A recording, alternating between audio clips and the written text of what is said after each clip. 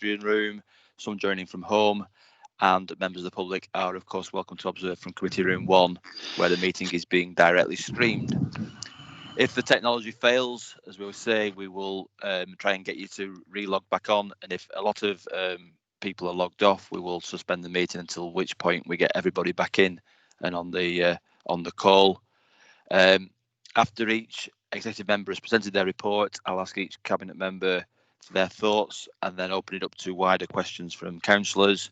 If you want to speak, please raise your hand on the raise your hand function, or if you're in the room, raise your hand in real life, or type into the chat function that's on your iPads. Ruth and others will try and attract my attention and suggest who wishes to speak. Again, when speaking, if you can refer to the report paragraph that you're asking questions on, that will help everybody else keep up with you on the papers. I'm just going to check that the cabinet members are in and can hear me. So going through the list, Councillor Graham Dunn. Yes, I'm here. Thank you.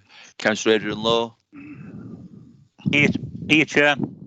Thank you. Councillor Alistair Morwood. Yes, Chair. Councillor Bev Murray. Yes, I'm here. And Councillor Peter Wilson. I'm here and I can hear. Very good. Right. I'd ask everybody to mute themselves while they're not speaking, if possible, including myself. I'll try and remind myself, because otherwise background noise, etc. comes in. And also there are some part 2 items. So therefore, if you're in a room for the part 2 items, try and make sure that you only have access to the information, that others don't have access to that information because it is confidential, etc. Okay, the first item we have is apologies for absence. Oh, sorry. Yes, apologies for absence. We have no apologies for absence. Thank you, Ruth. The next item we have is the minutes of the meeting dated the 18th of June 2020, which I will propose. Does somebody wish to second those? Yep. Thank you, Councillor Wilson. Any questions, comments, queries on those minutes from anybody? No. In that case, could any executive member who wishes to speak against that say so? Otherwise, I will assume that you are all in agreement. Anybody who wishes to object to those minutes? No. Well, they're agreed then. Thank you. Any declarations of interest from anybody?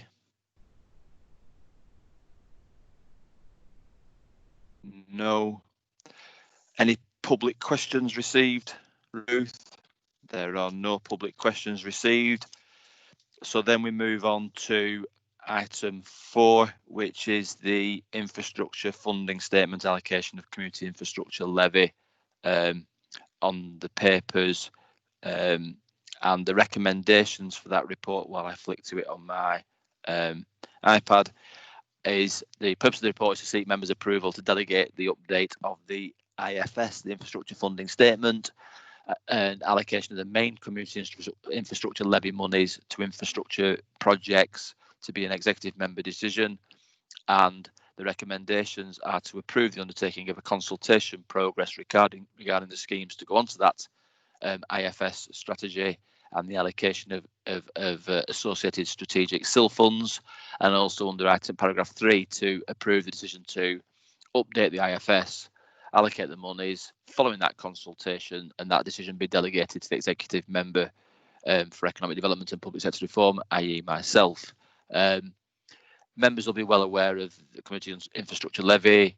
It's been brought in to simplify the process of collecting planning obligations and spending that money in the borough. To deliver SIL, we have to put a list together, which is an annual or a statement, an annual infrastructure funding statement. That funding statement was approved in December 2019 and details the projects that the council consider for funding by SIL, and shows where opportunities exist to utilise that SIL money to bring in, if you like, other funding streams alongside, to lever in money, for want of a better word. And at the 13th of February Cabinet, 1.8 million was allocated to 4 schemes from that SIL funding statement. The paragraphs 10 through to 11 update the the way that we update that documentation, that we're going to go ahead and consult on that and ask for projects to be put forward from partners. And that is detailed as well in paragraph 13, where it shows that it's not just our projects that we put forward, that things like school extensions and school buildings, etc., can also be added, particularly from Lancashire County Council, and they can apply for monies to be spent for infrastructure in that way as well. So the process is fairly well documented. It's then about, once that list is compiled, and what we usually find is that there's more projects than money, and therefore a number of projects will be on the list that perhaps aren't ready to come forward, but as they come forward, they will be considered for allocation of that funding. We would obviously like to have the money to deliver all the schemes that are on the list, but a number do slip and a number get delivered in year. So on the back of that, I'm happy to propose the recommendations in paragraphs 2 and 3, and to open it up for questions from Cabinet members first of all. Any questions, Cabinet members? No. Any questions from anywhere else? Councillor Whitaker.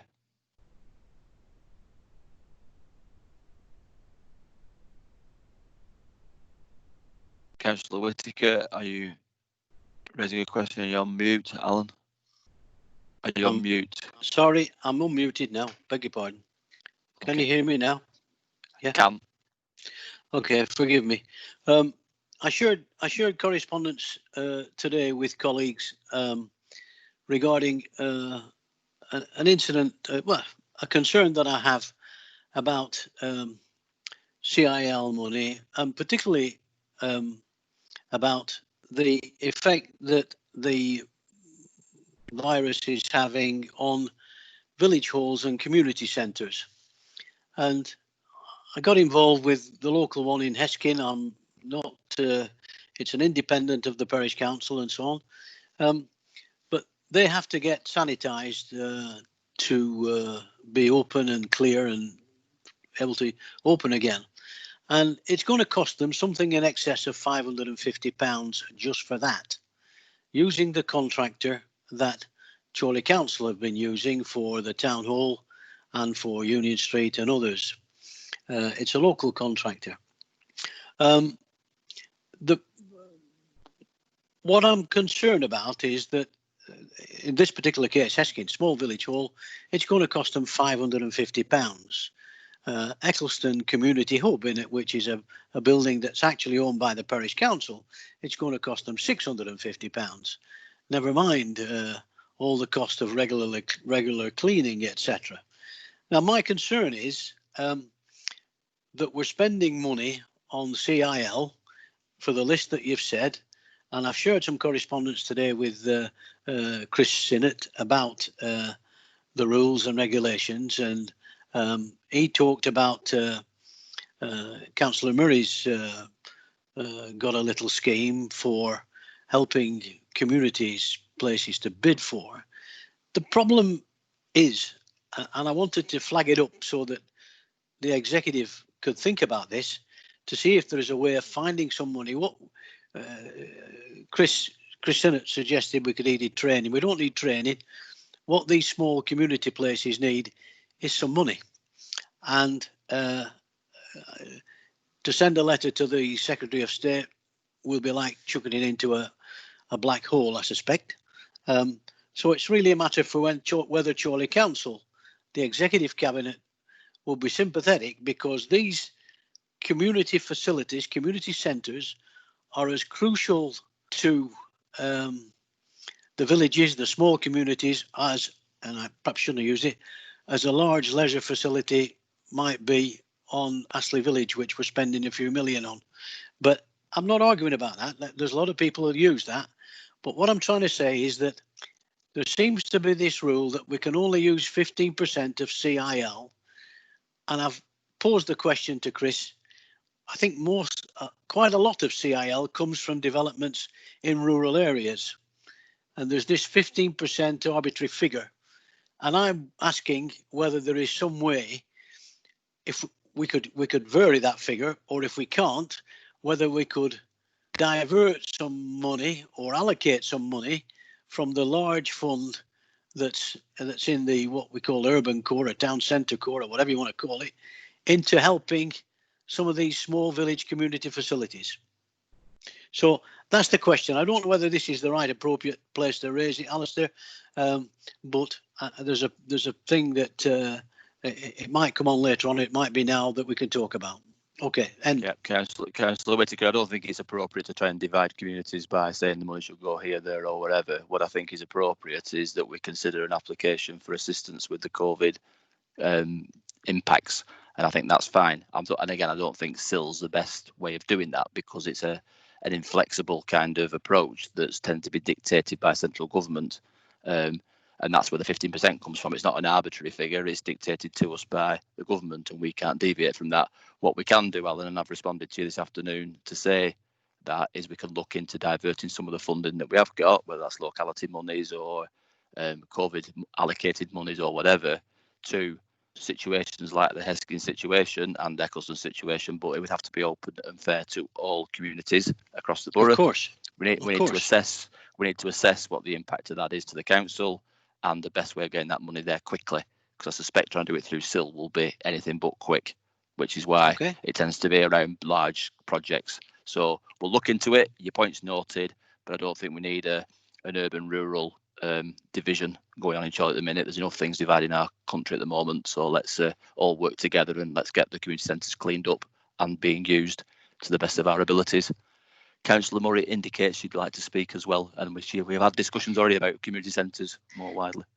Yeah, Councillor Whitaker, it was just to say that the idea of using the small community grants funding was that it will be a quick way to help some of the smaller groups.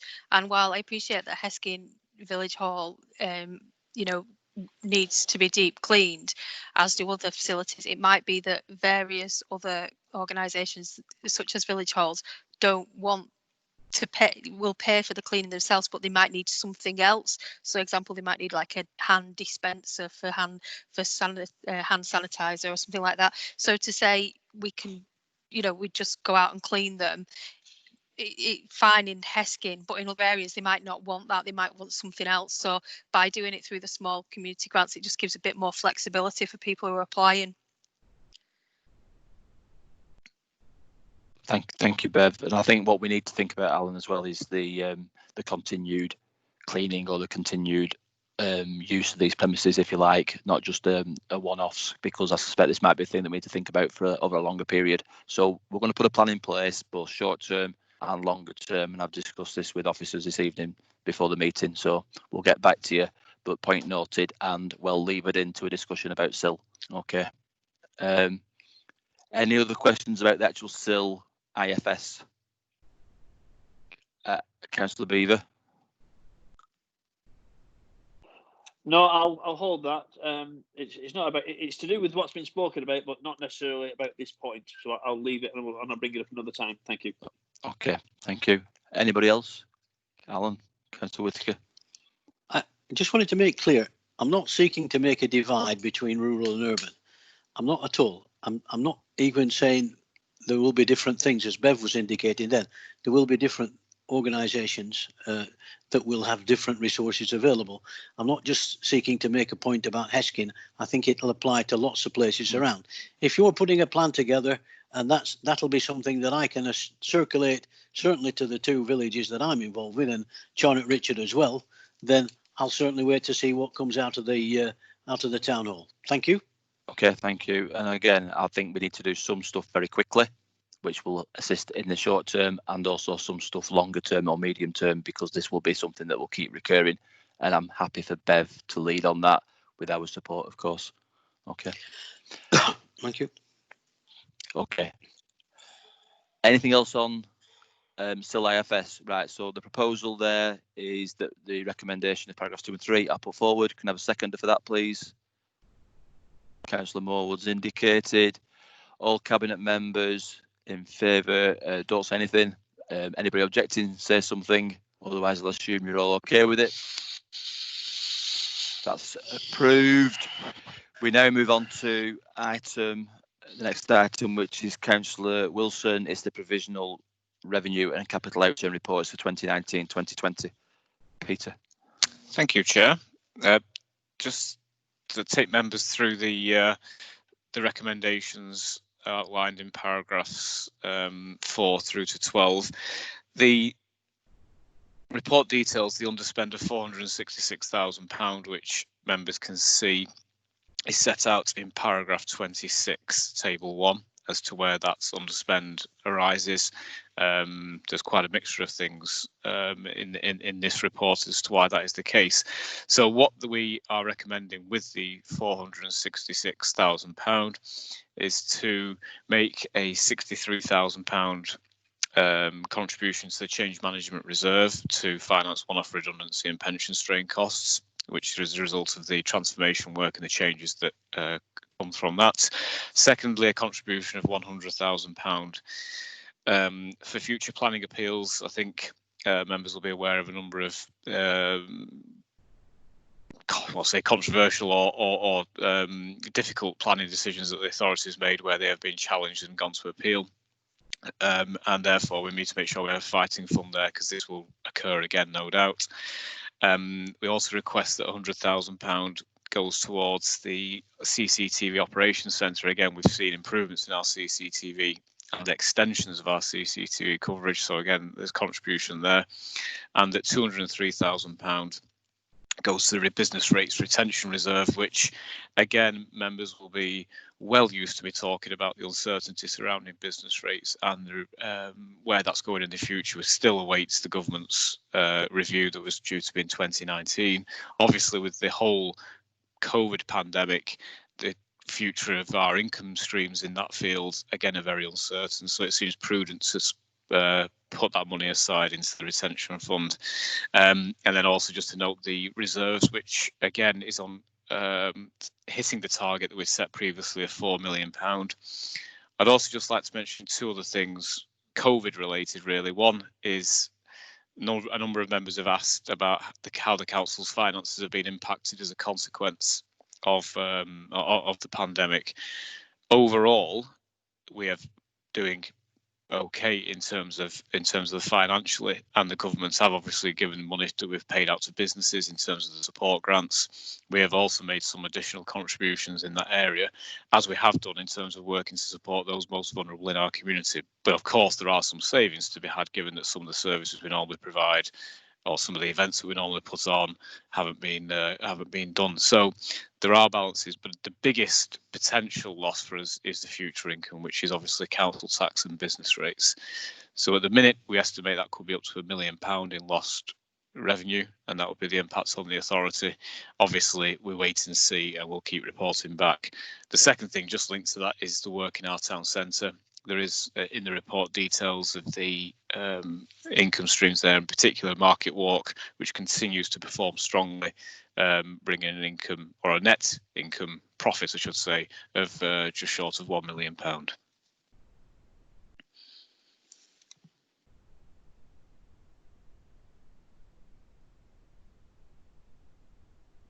Thank you, Peter. Any questions from Cabinet members to start with, please? No questions from others. Anybody else got any questions on that report? I think it was fairly comprehensive. Okay, no questions. On that basis, then the recommendation is to approve paragraphs, the items in paragraphs 4 through to 12. Sorry. Proposed by Peter. Does somebody want to second that?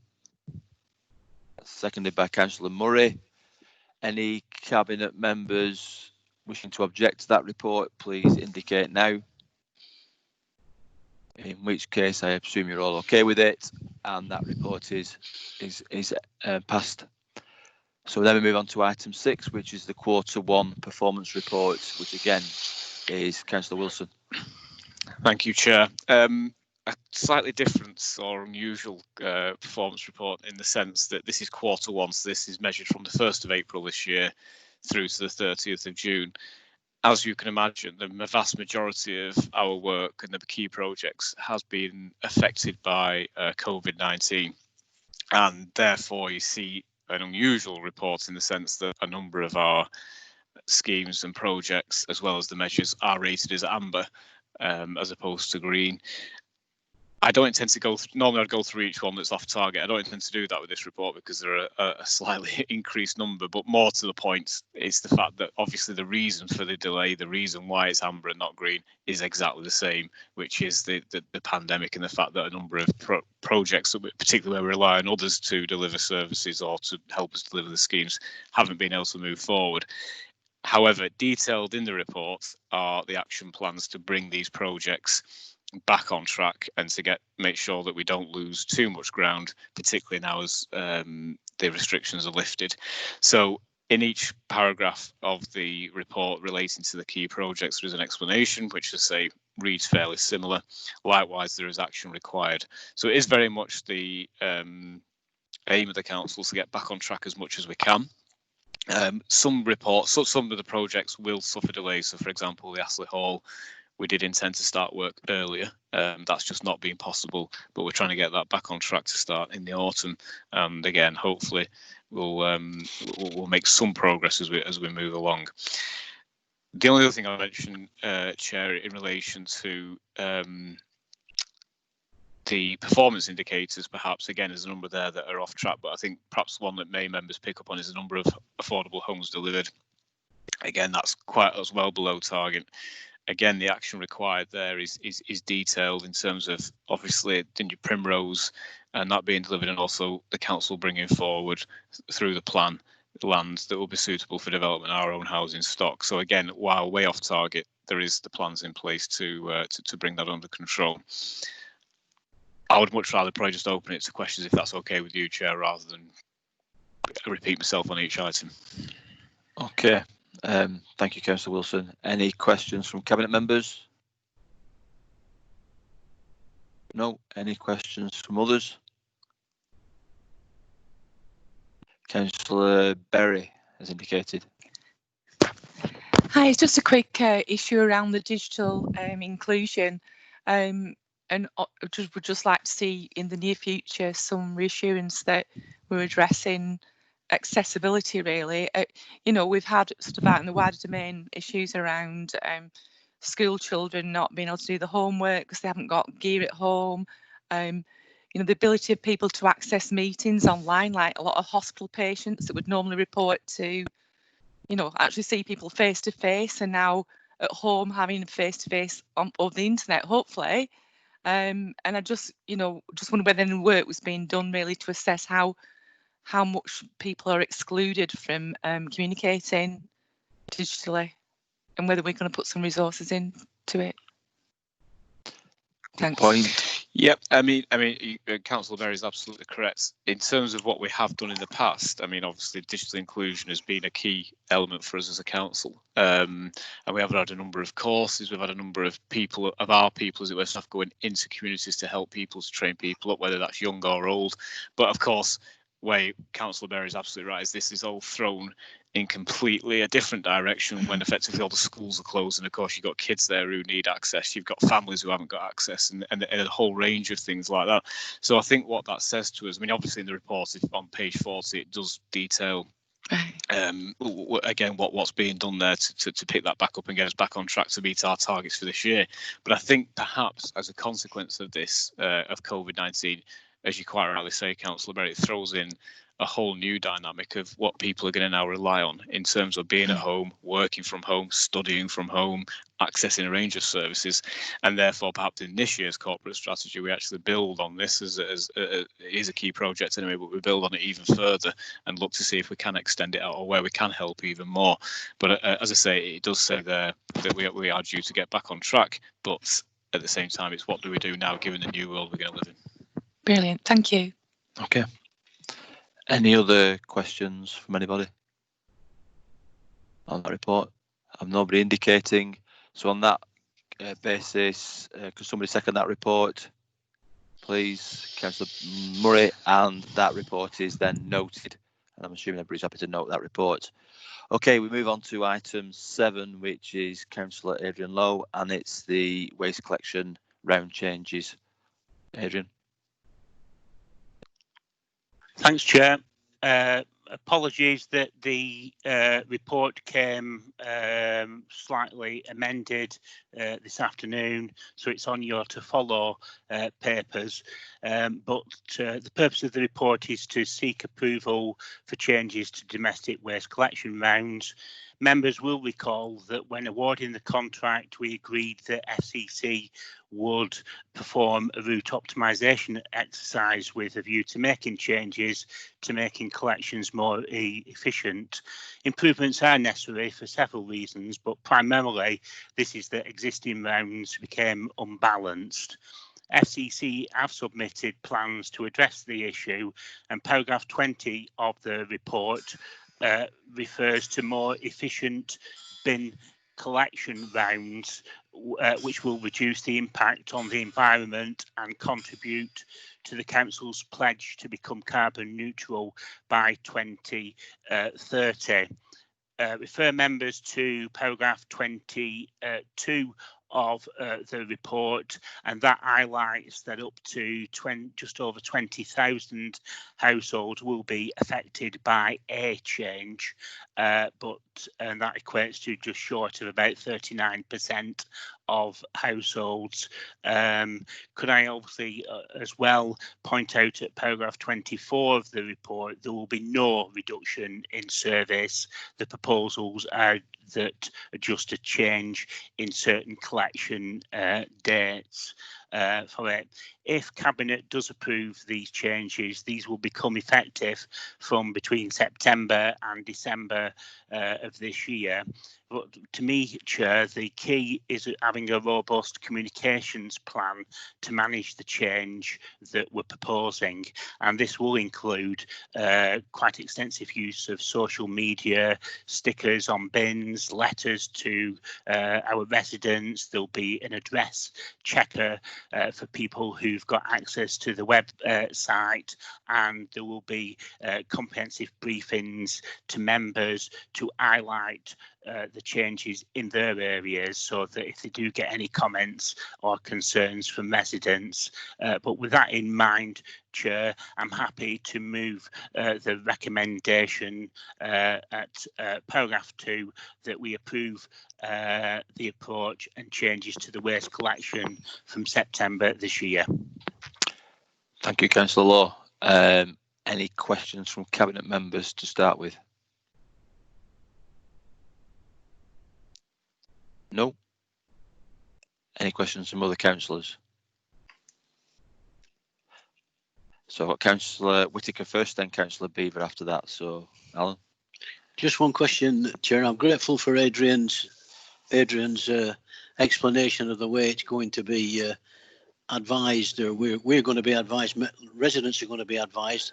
Can I just flag up that not to make too much reliance on social media, and this might be considered ageist. There are a lot of people that are over 55 who weren't as efficient on social media as other people. But Adrian's made it plain that there's going to be lots of notifications on bins, etc., which is quite reassuring. Thank you, Chair. Okay. Naughty Can I Alan. just sorry, Chair.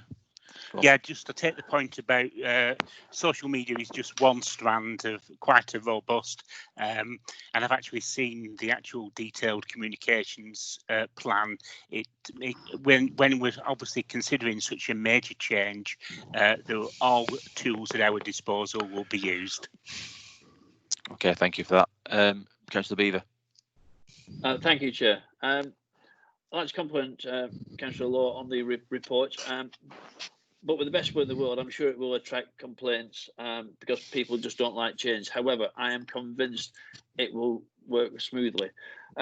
Just paragraph 21, the proposed round changes don't generate any savings to ourselves, but it's good to see that the company is making savings.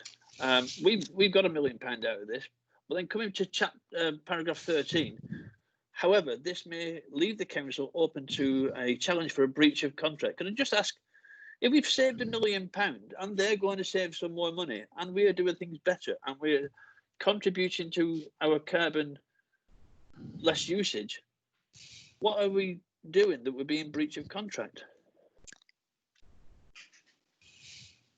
I think through you, Chair, could I just obviously state that we're covering all angles just to make sure, and I think the contractor is trying to cover all avenues. I just reiterate, and the valid point that you made, Councillor Beaver, in terms of when we awarded this contract, we achieved £1 million per year towards the corporate savings, and so obviously with these changes that hopefully Cabinet will approve today, we're just making sure that the whole aim is to improve the service that we deliver to our residents. Thank you. I think I've got Asim Khan wanted to say something as well. Asim. The only thing I wanted to add, just to clarify, is that the report clearly stipulates the benefits of undertaking this piece of work, but also the risks associated with it. And one of the commitments that we made as part of the agreement with the contractor FCC was to ensure that within a reasonable time frame that these changes would be undertaken. And clearly, if there's a delay in undertaking those changes, that will have a significant financial impact on the company in terms of its operating costs. And therefore, it's prudent to execute and make these changes as soon as possible. The council itself actually derived the maximum benefit at the start of this contract in the agreement that at some point the company would derive the efficiencies to balance those out during the life of the contract. Thank you. Okay, that's helpful. Thank you, Asim. I've got Councillor Gordon France. Chair, just two questions. I brought this in, we were doing a little bit of telephone canvassing the other night, and I brought this in to residents in the Pennine ward that there might be a change of day, and there was absolutely nobody was concerned. But the question I'd like to ask is, will there be new calendars going out with the new dates on? That's all. If I may, Chair, can I just take that one up? Of course, you can. In terms of, yes, there will be, and there will in effect be a mountain of stuff that will go out, because what we want to do is to make sure that this change is managed correctly. Okay, can I just Thank you, Councillor Law, to mute themselves if they're not speaking, because somebody's breathing quite heavily. I couldn't hear that, but that's good. Yes, I think those little charts with the different days on have been a major boon, and I think from my own information, you can actually get them online as well. So if you are able to log on online, even if you lose your calendar, and ours is pinned up next to the back door, so I can't miss it. There is one online you can look on as well. So that is obviously of assistance to lots of residents, because no doubt there will be a level of confusion. There always is with these things, but that chart is the most simple thing that I think we ever did that helps people remember which day the bins are. Steve Holgate, Councillor Steve Holgate.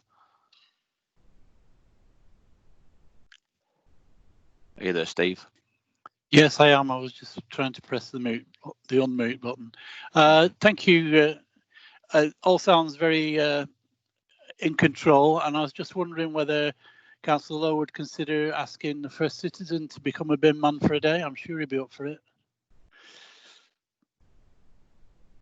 Through you, Chair. As long as he's paid. Go on, Adrian. You say it first. Every opportunity to promote the first citizen will be welcomed, and if he contacts Mr. Khan, arrangements will be made. Mr. Asim Khan has just said paid by the bin, Steve, not by the round. So I've spent most of my life on piecework, so that's not a problem. Okay, sound. Okay, any other questions? Councillor Kim Snape. Yeah, it was just a quick comment. I think I've raised it before when other sort of bin collection changes have happened. Yeah, I know in Wigan Council, when they're making significant changes to dates or new calendar dates, and so on for the next 12 months, I noticed they put the information inside the bin lid. So there's no excuse for people not knowing what's happening.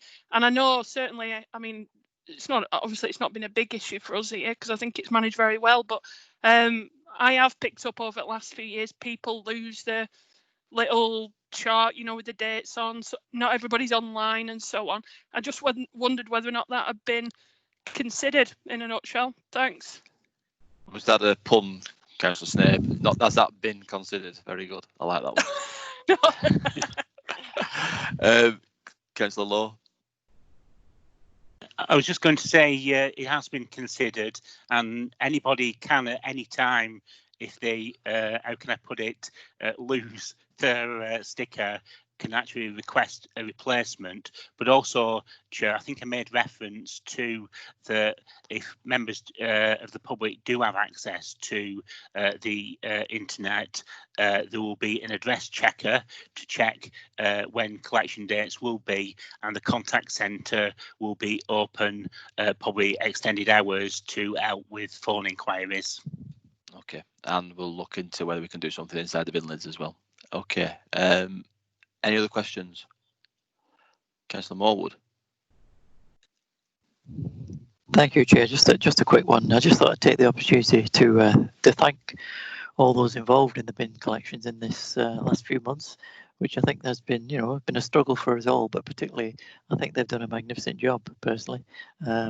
Most collections have been done as regular as they have, you know, previously, and I hope they'll continue with that. And I'm sure with these efficiency savings, I noticed that the number of miles and the number of tons of fuels have been slightly reduced from the last report. But even so, efficiency is the name of the game, and wish them luck in this you know, new venture. Thanks.